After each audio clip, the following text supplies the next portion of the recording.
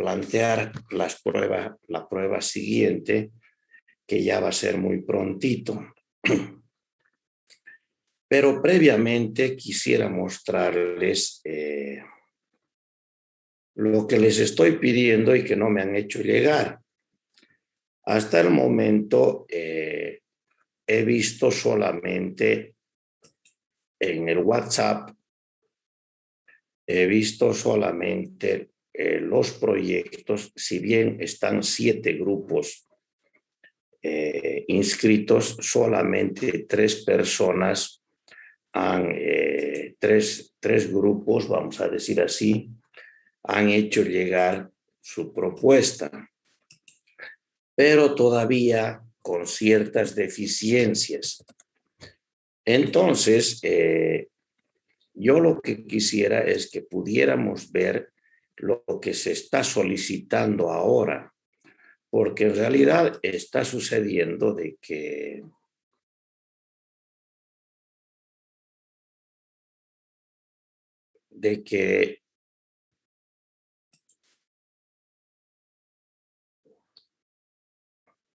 no están capitalizando. A ver, independiente de qué grupo están, yo les voy a ir leyendo las 12 personas que han hecho llegar, más los 3 que hicieron llegar por WhatsApp. Hicieron llegar Huanca, Batallanos, Taboada Zurita, Nieves Tastaca, Serrano Michel, Yucra Cachambi, Cruz Aramayo, Aruchari, Aguirre Rodríguez, Hoyos Romero, Armella Díaz y Calle Ticona. Y al WhatsApp también me ha hecho llegar Calle Ticona, me ha hecho llegar Juan Carlos Centeno, José Yucra. Y entonces lo que queremos nosotros es la propuesta del representante del grupo. Y cuando ustedes hablaban del representante del grupo, me han ido mandando por WhatsApp los diferentes representantes. Entonces yo voy a compartir un poquito la pantalla con el afán de ver los grupos, cómo quedaron conformados, porque si no, no estamos trabajando como yo lo deseo, es decir, ¿cómo deseo yo? Yo deseo que trabajen de una manera corporativa, porque ahí es cuando se desarrollan las inquietudes y se pueden salvar algunas dudas. Bien, inicialmente voy a compartir pantalla para decirles, fíjense ustedes, aquí están las personas que hicieron llegar. Huanca, Batallanos. Si yo me voy ahí a Batallanos, Batallanos es el representante del grupo 1. Aquí está Batallanos. ¿Correcto? Si seguimos echándole un vistazo a los grupos, resulta de que estoy con Taboada, Nieves, Serrano, Yucra, Cruz Aramayo, Aruchari, Aguirre Rodríguez, Hoyos, Armella y Calle. Los que tienen que hacerme llegar son los representantes del grupo. Por ejemplo, Taboada me manda, que no es el representante, pero no me manda Taca, que ustedes han dicho que es el representante. A mí me tiene que hacer llegar Taca, este trabajo, que es grupal. Tiene que hacerme llegar Yucra Cachambi, este trabajo que es grupal. Ojo, queremos dejar claro de que el trabajo en sí, cuando esté concluido, me lo va a hacer llegar cada uno individual. ¿Correcto? Porque hay algunos que no lo trabajan y quieren tener la calificación y eso no es correcto. Entonces, pero este trabajo que es la propuesta, me la tiene que hacer llegar calle, por ejemplo, que me la hizo llegar, me la tiene que hacer llegar a Aruchari, que me hizo llegar, me tiene que hacer llegar a Aguirre, que Aguirre no me ha hecho llegar. Por lo tanto, ese grupo, fíjense ustedes, Aguirre, Anagua, Méndez, Montesinos y López, si nosotros nos vamos, aquí no hay, aquí está, perdón, Aguirre está. Entonces resulta de que ese es el trabajo que yo lo necesito. Pero ahora, ¿qué calidad, qué características tiene que tener el trabajo? Cuando nosotros mostrábamos el puente Mailanco, que es lo que quiero mostrarles ahora, pues resulta que yo les he mostrado esta lámina que ustedes están viendo ahora en AutoCAD. Esta lámina es el emplazamiento. Entonces, este emplazamiento tiene unas curvas de nivel, tiene unas progresivas, ¿correcto? Y tiene un emplazamiento en planta del puente. Evidentemente, todavía no se desea que esté en el detalle que se encuentra en este plano, pero a este nivel debemos de llegar. Entonces resulta de que ustedes deben de llegar a este nivel, pero ahora por el momento con lo que ustedes hicieron llegar, con esas fotografías. ¿Qué más tiene este plano? Este plano tiene otra vez el mismo puente con las mismas características, pero ya indicándome del camino que va. Por ejemplo, en este era una calle de pavimento rígido que se emplazaba antes del acceso al puente. Y además tiene que llegarme un perfil longitudinal de estas características. Es decir, donde yo tenga las progresivas, fíjense ustedes, aquí está la progresiva 0, más 4 metros, más 8 metros, más 12 metros, pero además tenga también las elevaciones que me ayudan a dibujar el perfil longitudinal del lecho del río. Esto es lo que tienen que hacerme llegar ustedes, más la fotografía del emplazamiento. Si nosotros seguimos especulando sobre este planito, resulta que este planito va a tener además va a tener un perfil longitudinal. Y fíjense ustedes, voy a agrandar a esta cota. Y vemos que tiene 20 metros cada tramo. ¿Ven? 20 metros cada tramo. Este es un puente de 40 metros, que se ha tomado la determinación de que sean 2 tramos de 20 metros.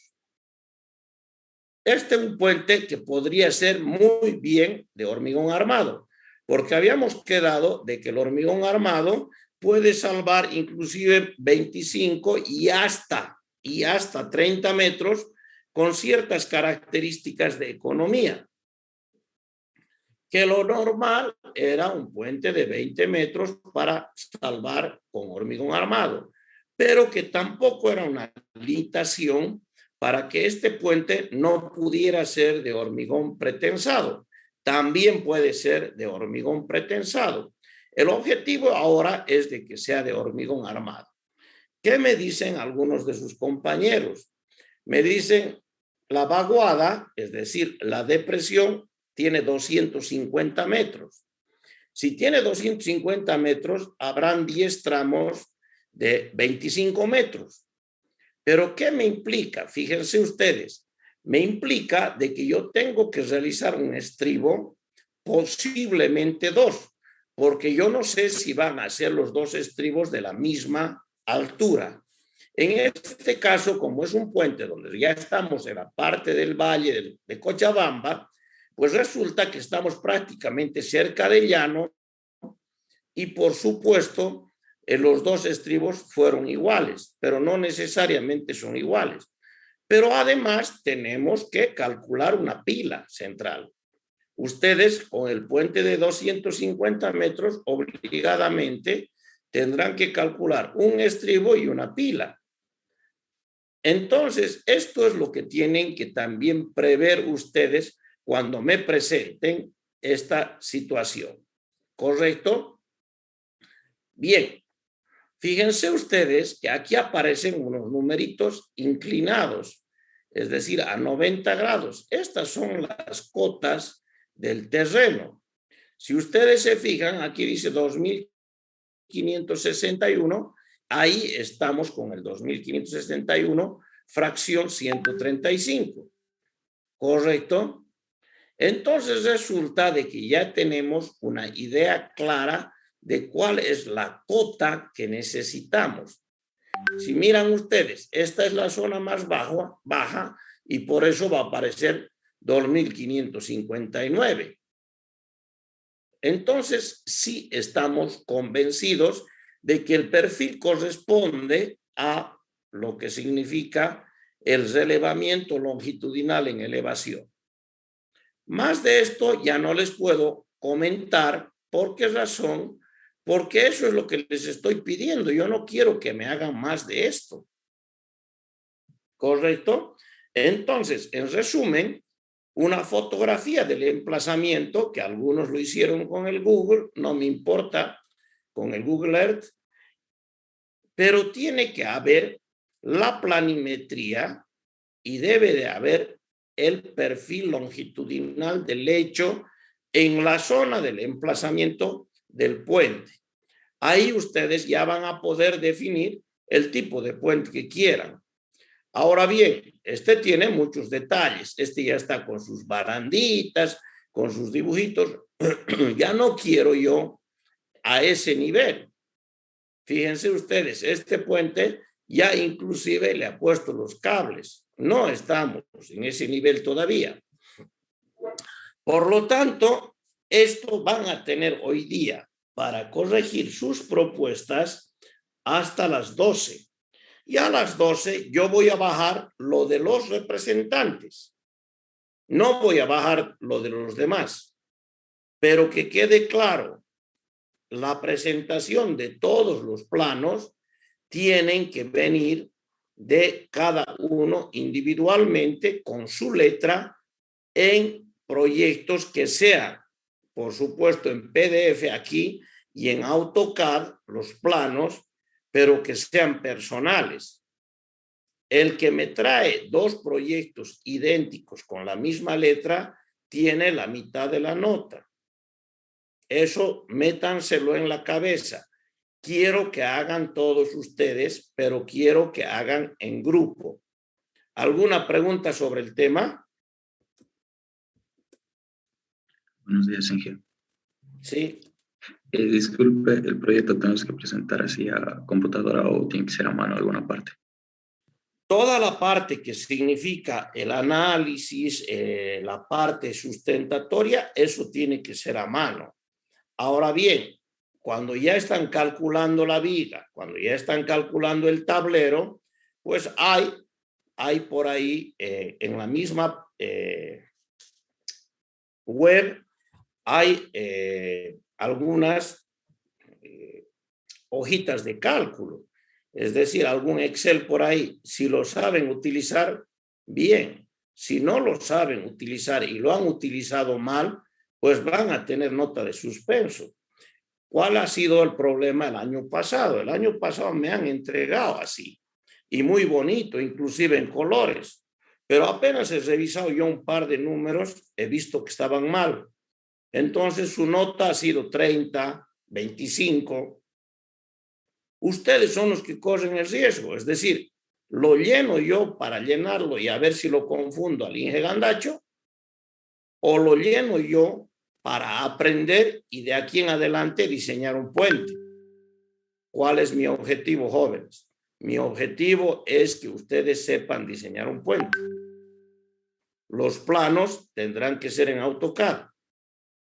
La parte considerativa, todo aquello que yo he mencionado aquí, fíjense, las consideraciones generales, los objetivos, el predimensionamiento, el análisis de cargas.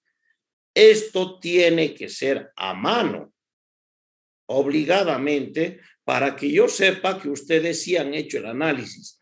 ¿Qué les he dicho yo en la anterior clase nomás?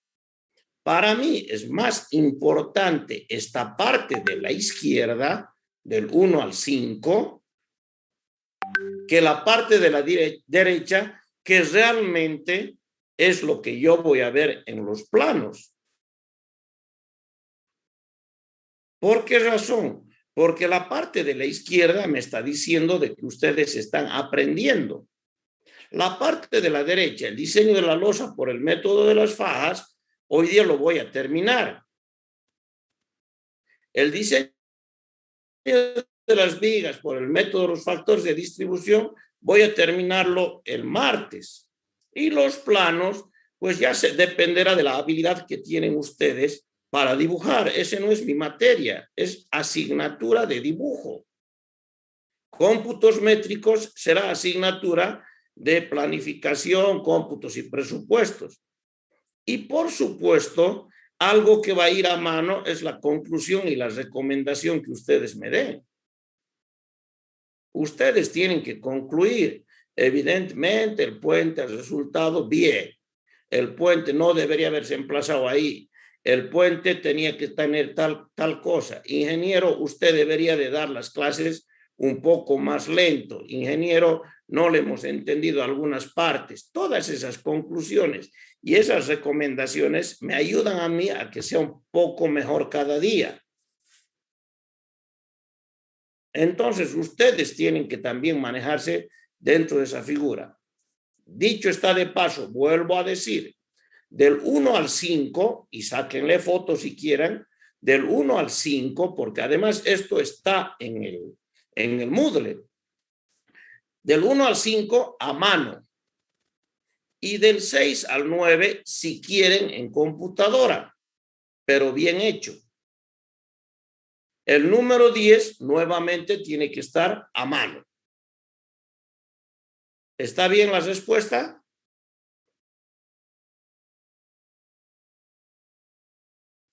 Ingeniero, muchas gracias. Perfecto. ¿Alguien más?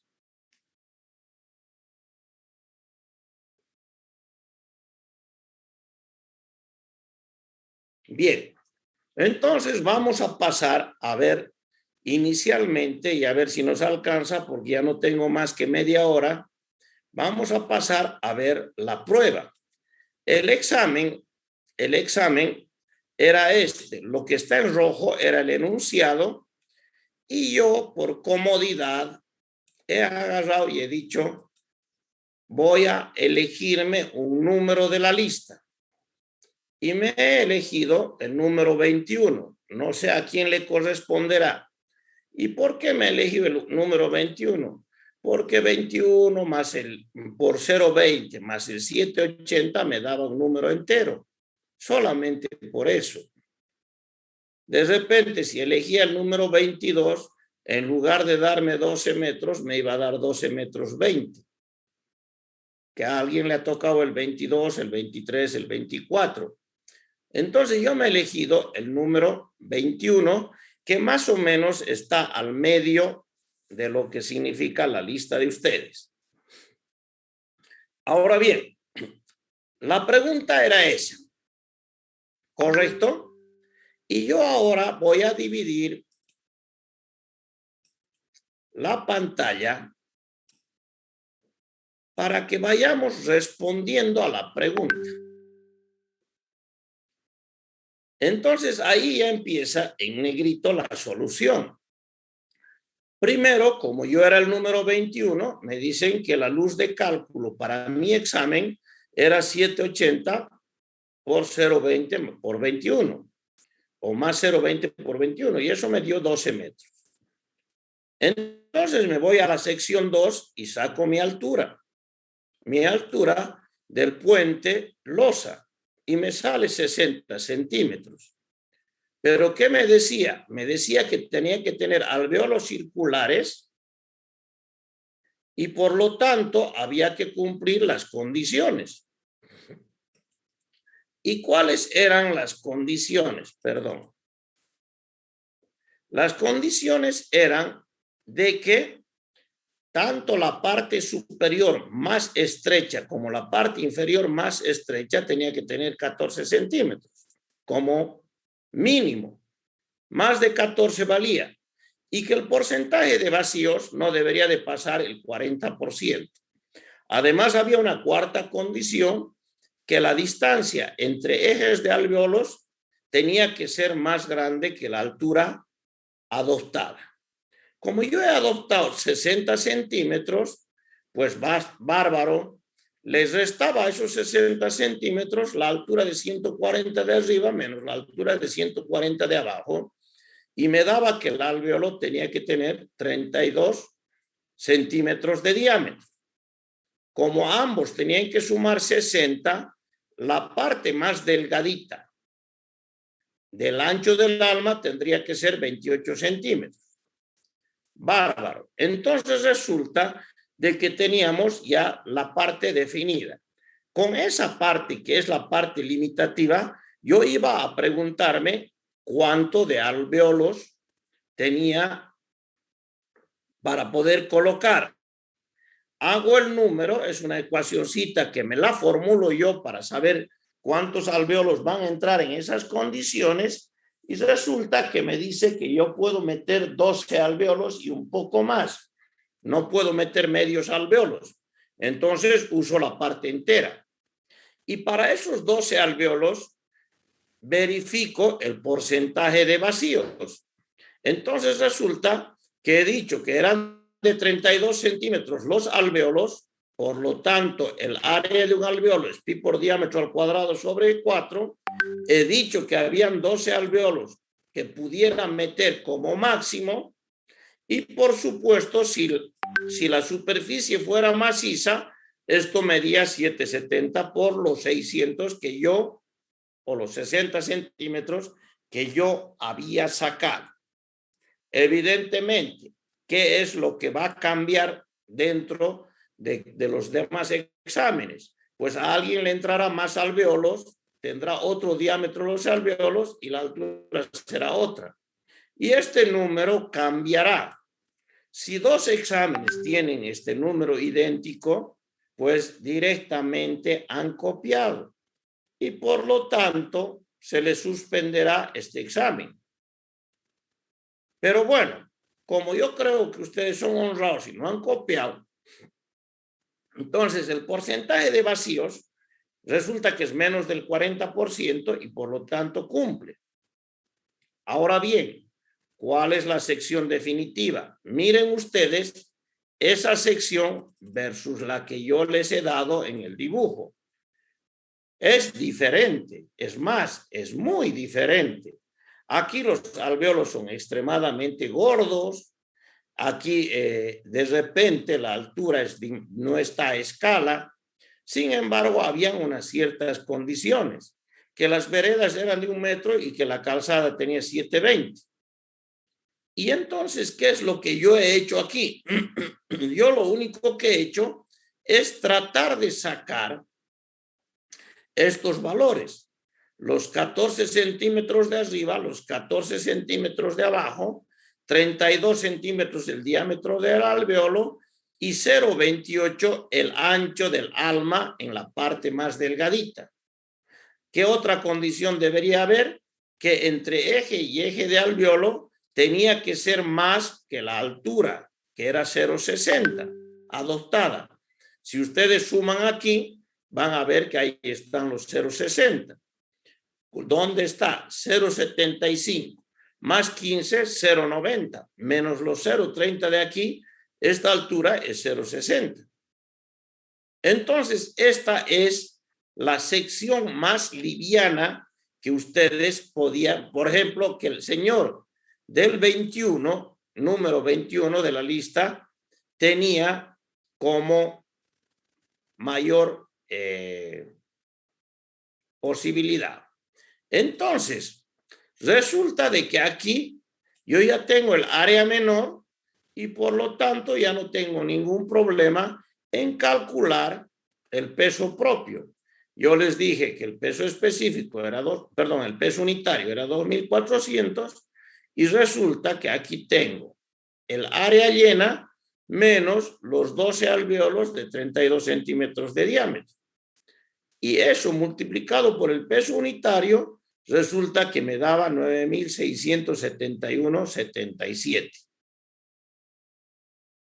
kilogramos por metro de longitud de puente. ¿Correcto? Es decir, toda esta área la he multiplicado por 2.400 y me ha dado 9.671, pero para todo el ancho del puente. Si nosotros estamos en esta figura, pues ahora digo yo, pero es que yo voy a calcular viguitas que tienen en este caso 60 centímetros de ancho. Porque ustedes saben, cuando hablábamos de la teoría, la viguita que yo voy a calcular es de 60 centímetros de ancho. Y si yo me pongo a pensar en los 60 centímetros de ancho, caigo en cuenta que aquí en la orilla hay más hormigón que lo que pudiera haber aquí en el medio. Pero ¿qué me queda claro? Que si yo cuento las almas, aquí hay una donde está el cursor ahora, 2, 3, 4, 5, 6, 7, 8, 9, 10, 11, 12, 13. Para 12 alvéolos hay 13 vigas. Entonces yo tengo que dividir esa área entre 13 y me dio un número. Ese número fueron los 744 kilogramos por metro. Evidentemente, ustedes tienen toda la razón, la viga del medio pesará menos, pesará 700 y de repente las laterales pesarán 800. Pero en puentes no se hace esta discriminación debido a que estamos usando métodos aproximados. Por lo tanto, si el puente medía 12 metros de longitud y eso era dividido para cada viga, Q por L al cuadrado sobre octavo será, sobre 8, será el momento máximo. Y yo les he puesto ahí, para darles la clase, las cargas en las vigas interiores serán menores y las de las exteriores serán mayores. Sin embargo, no vale la pena especular sobre el tema. ¿Por qué? Porque es muy difícil decir cuánto pesa en la lateral y cuánto pesa en la central. Entonces, no vale la pena especular sobre el tema. Se divide entre el número de viguetas que están ahí y punto. Este es el primer caso. Hemos obtenido el menor momento por peso propio. Aquí vamos a ir azuleándolo porque ya he tenido el máximo alvéolo que puedo colocar y el máximo momento por carga muerta para la sección que yo había elegido. Pero para una viguita de 60 centímetros de ancho, no nos olvidemos. Ahora bien, tengo que obtener el máximo momento por carga viva. Y resulta que me acuerdo que como es un puente simplemente apoyado, puedo usar el teorema de Barré. El teorema de Barré sirve para encontrar el momento máximo y la sección donde se produce, pero para el camión o para el tándem, no para las cargas distribuidas, ni para la carga de carril, que es carga viva, ni para la carga de las cargas muertas o permanentes, ni la capa de soldadura, ni el peso propio. Entonces me voy al inciso C y digo la carga de carril es 9.3 kilonewtons por metro o newton por milímetro, lo que ustedes quieran. Mi puentecito tenía 12 metros de ancho y por supuesto, como no se usa Barré para la carga de carril, pues la cargo completo y quedamos en paz. Para el caso del camión y del tándem, pues hay que usar Barré. ¿Y dónde se produce el máximo momento? ¿En qué sección? Esto lo hemos dicho en teoría. Resulta que se produce en la carga que está en el lugar donde está aplicada la carga real, que está más cerca de la resultante.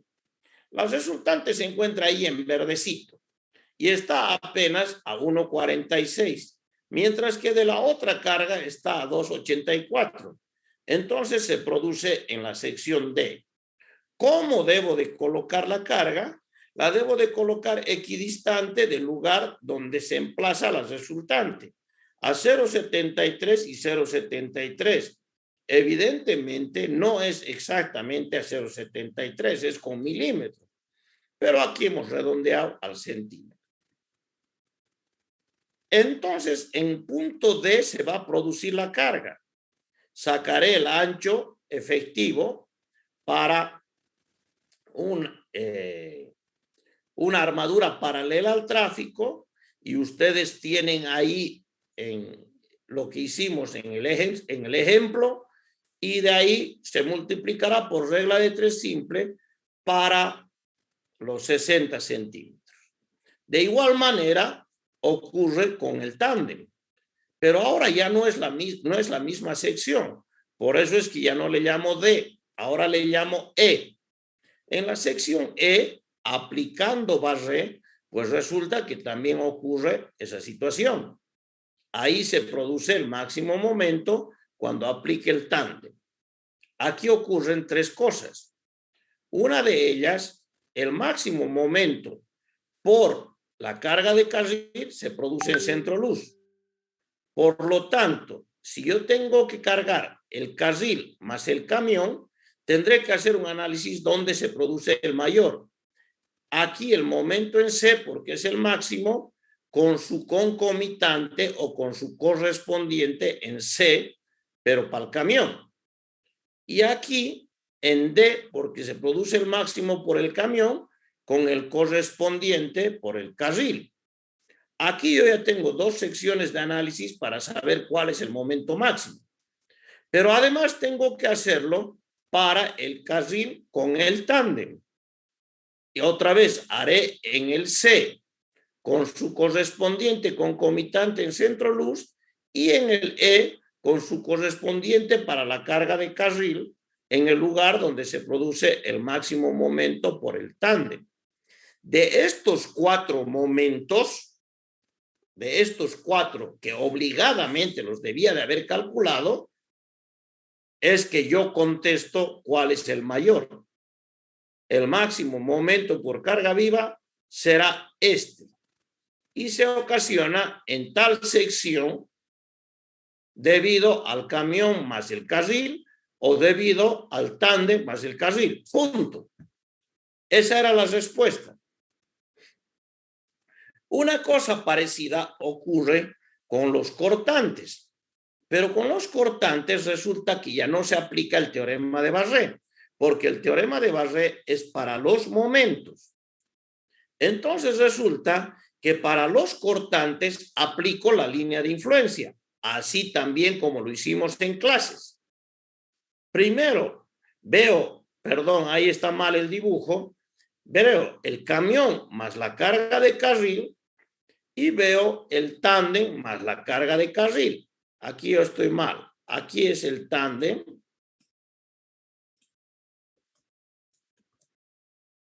más la carga de carril, porque estoy cargando los 110, y aquí es el camión más la carga de carril, porque está a 4,30 metros. ¿Correcto? Fíjense ustedes que esa línea de influencia que ya les dibujé yo a ustedes en alguna oportunidad en clases, aquí lo único que estoy haciendo es aplicarla. Tal vez valga la pena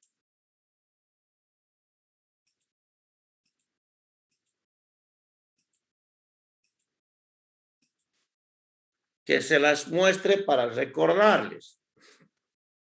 ¿Dónde puedo conseguir eso? Pero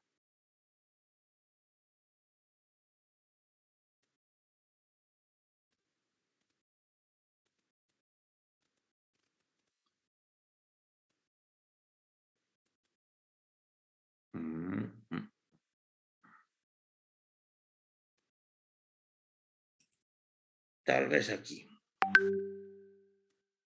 Aquí está.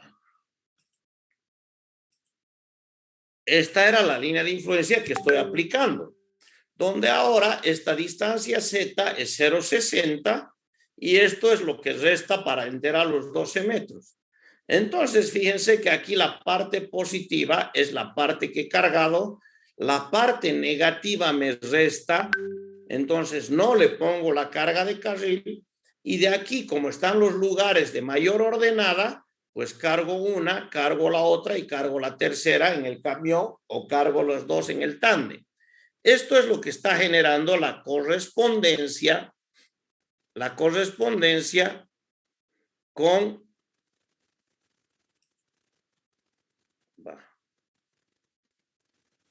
¿Y ahora dónde estoy?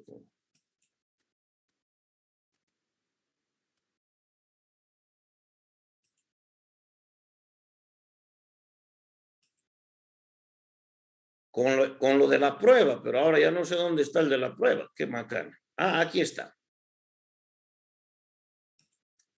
Entonces sí cargo el camión más la carga de carril, pero ahora ya para cortante. Otra vez, ya lo tengo definido. Eso es lo que cargo. Saco el cortante en el punto F, porque ese es el lugar de máximo cortante, de acuerdo a lo que significa la línea de influencia.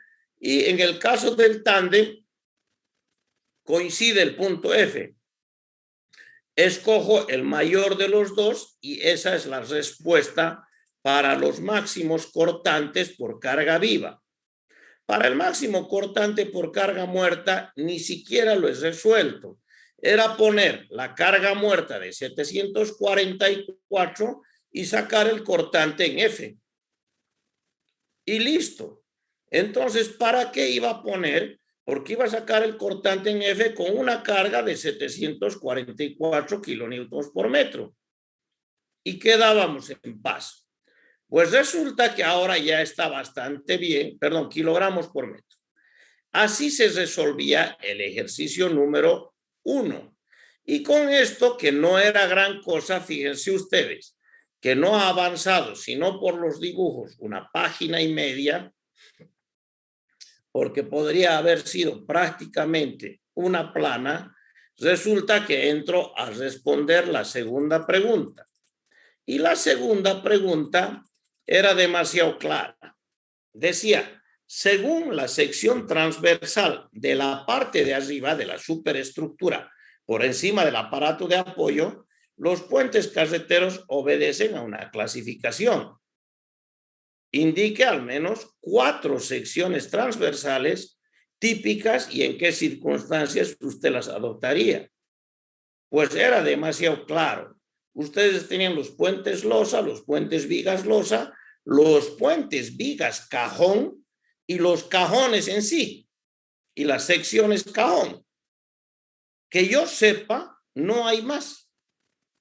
Por eso es que yo les decía al menos 4, pero ahí está. No hay más. Y eso era lo que tenían que responder, muy cortito y valía los 15 puntos. Como ustedes tienen a sus manos los apuntes, el librito y todo, podían habérselo copiado, pero esto es lo que tenían que haber respondido. Vamos a decirlo así, 15 puntos iban de regalo. Cuando vamos a la tercera pregunta resulta que hablaba de salvar una depresión. Otra vez influía el número de lista, esto era personalizado y por eso valía 30 puntos, más los 40 del otro lado eran 70 puntos, que aquel que había estudiado un poquito podía habérselo sacado el 100. Como yo era del número de lista 21, porque así elegí para responder, entonces resulta de que me dio un puente de 10 metros. Con ese puente de 10 metros me voy a la sección 2 nuevamente y saco de que la altura mínima era 520 milímetros. Me dicen a mí que tenía 4,5 metros el camino y yo tengo un concepto de que el ancho del puente tiene que ir en correspondencia con el camino. Entonces decido que el puente es de 4,5 metros. Esto es lo primero que tengo que decidir. Si ustedes han decidido 4 metros, ya hay un error. Y si ustedes han decidido 5 metros, ya hay un error. Por supuesto, ya, digamos, subsanable. Pero si ustedes me han elegido 10 metros, entonces esta pregunta ya no vale. ¿Por qué? Porque ustedes están violentando aquello que dice, para el ancho del tablero se debe de analizar los accesos. Entonces resulta de que aquí yo decía 4,5 metros y en base a eso, como yo ya saqué que eran 52 centímetros, pues agarro la losa maciza, que era una de las alternativas. Predimensione las secciones, ¿correcto? Sin tomar en cuenta ni veredas ni barandados peatonales. Es decir, esta sección era la sección de clases. La sección donde yo les enseñaba cómo se usaban las fracciones de carga, pero ahora con condiciones reales. Yo era la persona que les estaba encargando.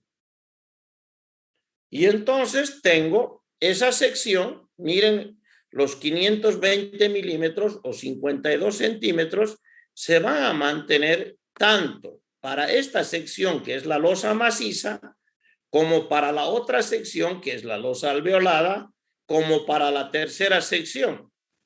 Ahora bien, nuevamente digo, si el consumo de hormigón es determinante, ¿cómo hago yo para ahorrar hormigón? ¿Cuál es la alternativa que escojo? Y entonces resulta que me voy a ver la losa alveolada y nuevamente miro el número de alveolos más grandes que puedo poner. 14 centímetros arriba, 14 centímetros abajo, pues resulta que son 28 menos los 52 centímetros, ese es el tamaño del alveolo que puedo poner. Como ese es el tamaño máximo del alveolo que puedo poner, ¿cuántos de estos alveolos de tamaño máximo puedo poner? Pues resulta que en el caso mío ha alcanzado para que ponga 9 alveolos. Si pongo 9 alveolos, la distancia horizontal entre alveolos es mayor que la altura de la losa. Si es mayor, está muy bien. Si es menor, ya no puedo colocar los 9 alveolos, tendría que haber puesto 8. Pero como me da que sí, pues he puesto los 9 y verifico nuevamente lo que he hecho en la pregunta número 1. Con este número de alveolos, es menor el porcentaje de vacíos del 40% y me respondo que sí. Entonces, esta es la sección. Por el momento está muy bien, porque esto era prácticamente una repetición de la pregunta número 1. Pero ahora me voy a ir a la siguiente alternativa, que esto ya no es la repetición de la pregunta número 1.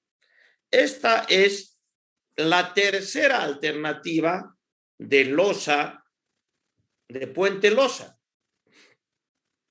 Y esta era la puente losa aligerada o nervurada.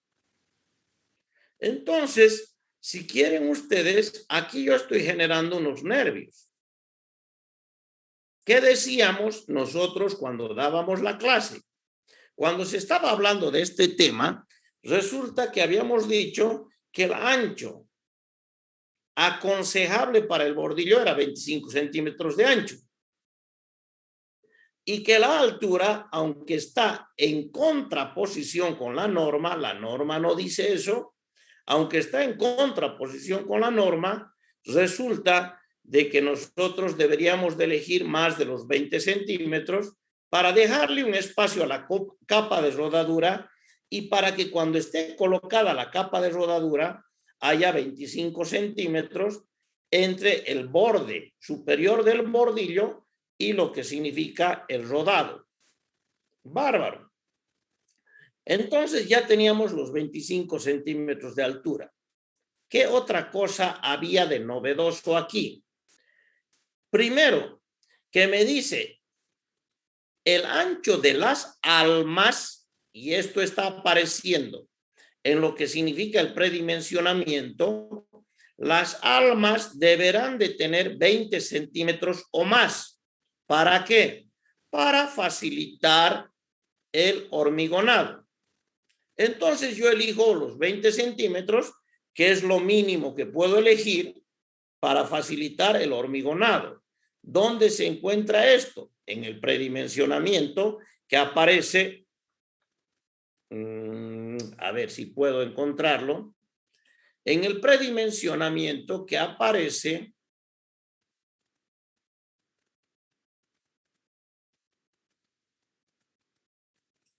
a ver aquí. Fíjense ustedes que aquí me dice el alma en 5.14.1.3c que aparece para vigas T hormigonadas en sitio.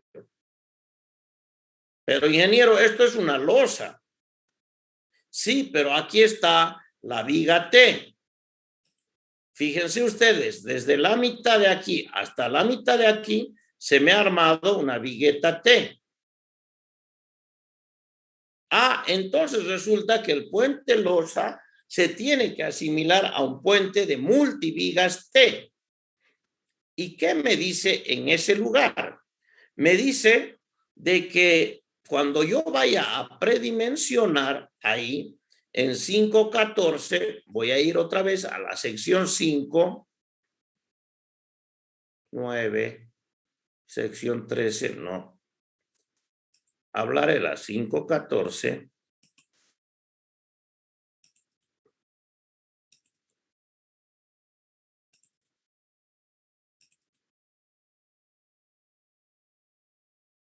Entonces resulta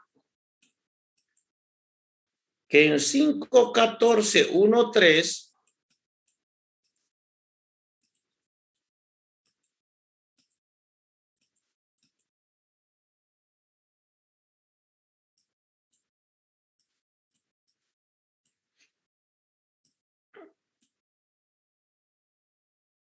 a ver.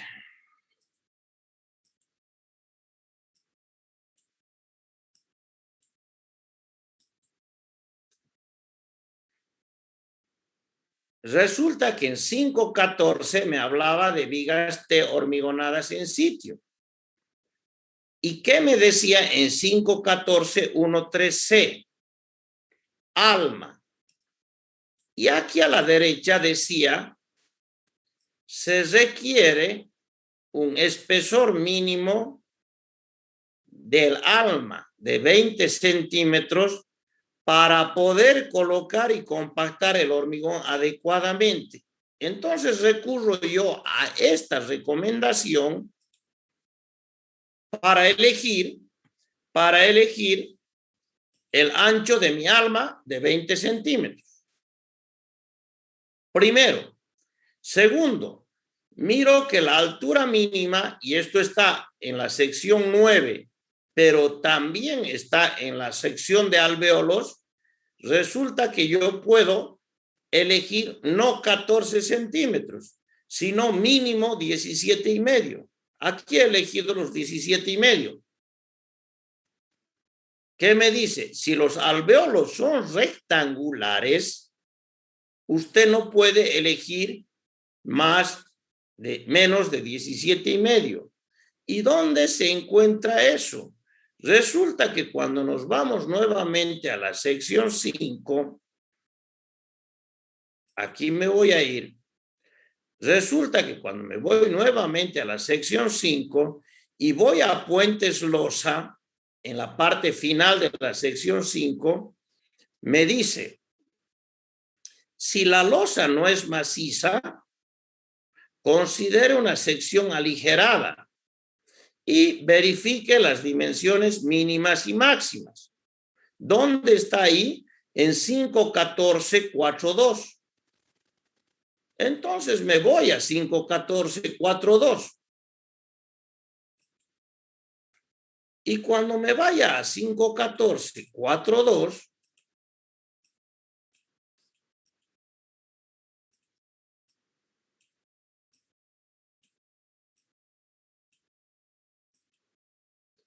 ahí estoy. ¿Y qué me dice en 514, 42? Fíjense ustedes. Para el caso de vacíos rectangulares, ese es el caso de la prueba, este vacío es rectangular. En el caso de vacíos rectangulares, el ancho transversal del vacío no debe ser más que 1.5 veces la altura del vacío. Eso es lo primero. Y aquí abajito dice, el mínimo espesor del hormigón sobre el vacío no debe de ser menor que 17,5. Ya está. Ahora me voy a mi prueba y digo, el mínimo espesor del vacío no debe de ser menos de 17,5. Asumo 17,5. Por lo tanto, me sobra aquí abajo en el vacío 34,5. Si multiplico 34,5 por 1.5, estaría en el máximo espacio que tengo aquí. Y me sale 51 centímetros. No puedo elegir más de 51 centímetros. Bárbaro. Hago la prueba para que no haya más de 51 centímetros cuando yo tengo 20 centímetros como mínimo del ancho del arma. Y resulta que me aparece 7 vacíos de 47 centímetros. Son menores que el 1,5 metros, perdón, que 1.5 veces la altura, los 34,5 que sobraron, y por lo tanto cumple. He predimensionado. Si quieren ustedes, esta era la parte que había que hacer de este proyecto, porque al final de cuentas, esto era lo mismo que la pregunta número 1, la losa maciza. La losa alveolada era lo mismo que la pregunta número 1. Y lo que faltaba hacer era esto para los 30 puntos. Entonces, esto tiene un valor mayor que las anteriores dos determinaciones. He predimensionado. Pero cuando ya he logrado predimensionar, ahí recién se amarra el inciso B. ¿Qué alternativa asumiría? Si el consumo de hormigón es el determinante, pues el que tiene menos área. Y es demasiado evidente que el que tiene menos área es esta. Bárbaro. Entonces ya está definido que yo elijo de las 3 alternativas que tengo para puentes losa, la losa nervurada, elijo la losa nervurada por tener la menor área de la sección transversal y ocupar menos cantidad de hormigón. Ahí estaba la siguiente respuesta. Y finalmente viene la pregunta número 4. Y la pregunta número 4, pues resulta que era también una pregunta regalo. ¿Qué entiende por fracción de carga externa? Pues la reacción ante cargas unitarias. Punto. ¿Para qué se usa? Para encontrar el espaciamiento entre vigas. Punto. Porque antes sí se usaba para encontrar los momentos, para encontrar todo. El objetivo fundamental era para obtener los momentos. Eso es lo que dice Belmonte. Pero yo les dije, como esa normativa es antigua, yo solamente voy a usar para el espaciamiento. Entonces, el que me contestaba el espaciamiento, le hago valer. Y el que me contestaba para encontrar los momentos, le hago valer. Porque el objetivo fundamental era para encontrar los momentos. Entonces, ¿qué contesto? Se entiende por fracción de carga el porcentaje de sobrecarga del camión o tándem que actúa sobre una viga con fines de obtener los momentos. Listo. Pero ustedes me dicen con fines de obtener el espaciamiento entre vigas de puentes vigas. También les hago valer. Aquí abrigaba la posibilidad de dos respuestas. Ahora bien, ya son las 8 de la mañana, se nos ha pasado el tiempo, quiero cederles la palabra a ustedes. ¿Estaba relativamente fácil el examen o no?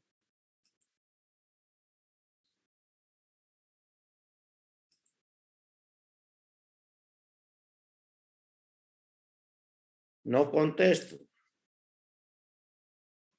Sí, estaba. Eso era solamente lo que habíamos pasado en clases.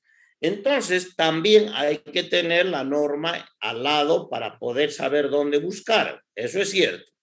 Pero es lo que se ha pasado en clases.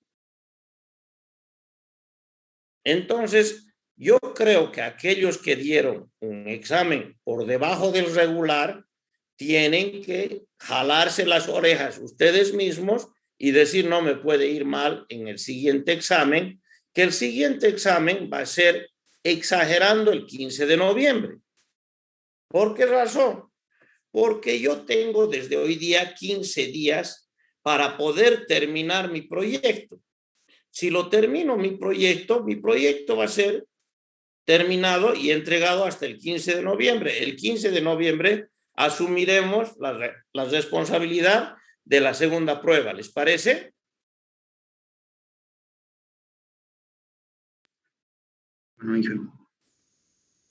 Sí. Perfecto. Bien, hoy van a tener hasta el mediodía la posibilidad de entregarme lo que les he dicho, pero el responsable tendrá que, los responsables, si deciden ustedes cambiar de responsable, me lo avisan por WhatsApp, no hay ningún problema.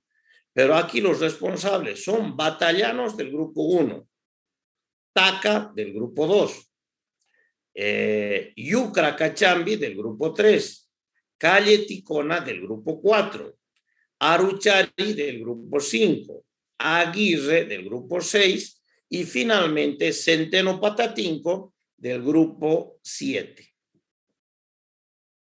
De esas 7 personas, yo quiero la propuesta que vamos a desarrollar. ¿Perfecto? Y ustedes como responsables del grupo tienen, o representantes del grupo, ustedes tienen la obligación de reunirse vía Zoom. Ustedes tienen el Zoom gratuito gracias a ese proyecto que hicimos, pues vía Zoom reúnanse o si quieren reunirse presencialmente ya lo verán, pero tienen que reunirse. ¿Para qué? Para discutir esto.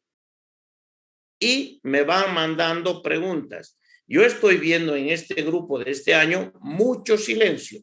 Es más silencio que el año pasado, que hemos estado en pandemia y no vacunados.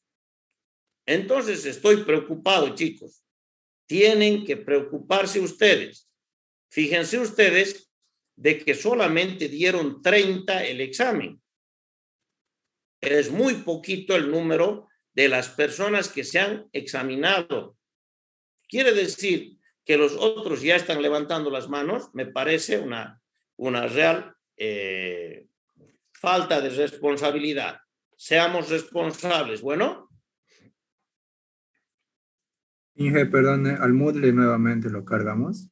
Sí, o si quieren me lo mandan al WhatsApp. No tengo ningún problema. Inge. Inge, buen día. Sí. Inge, quería consultarle así sobre la flexión oblicua. Le cuento que estaba buscando hace un poco en internet eso para hacer y casi no he encontrado mucho, Inge, y ahora eso, yo en el mío no nos habían explicado eso, solo habíamos visto lo que es la flexión simple, la compuesta, y ahora no sé si es que me falta analizar algo más en oblicuo. Yo le he hecho según lo que he encontrado y no sé si es que podría pasar un ejemplo, algo así, para para poder verlo. Así estaba viendo a Jiménez Montoya y tampoco le he visto así que había, digamos, así tan claro. A ver, a ver, yo les voy a ayudar. No es mi materia, ¿no? Pero yo les ayudaré para el martes lo haremos. Yo les voy a dar una clasecita de flexión oblicua, ¿ya? De cómo se usa, de cómo se calcula flexión oblicua. ¿Meta? Bueno, Inge, Para el día gracias. martes. Y de ahí es que la flexión oblicua, como realmente sucede, se va a llamar en resistencia de materiales flexión asimétrica. Lo que yo creo es que tiene tanta diversidad de interpretación, porque las secciones son muy diversas, que tenemos que hacer un resumen teórico y después lo aplicaremos a nuestro barandado, pero ya les servirá a ustedes para todo, ¿ya? Para el próximo martes les preparo unos pequeños apuntes. Bueno, Inge, gracias. ¿Qué más?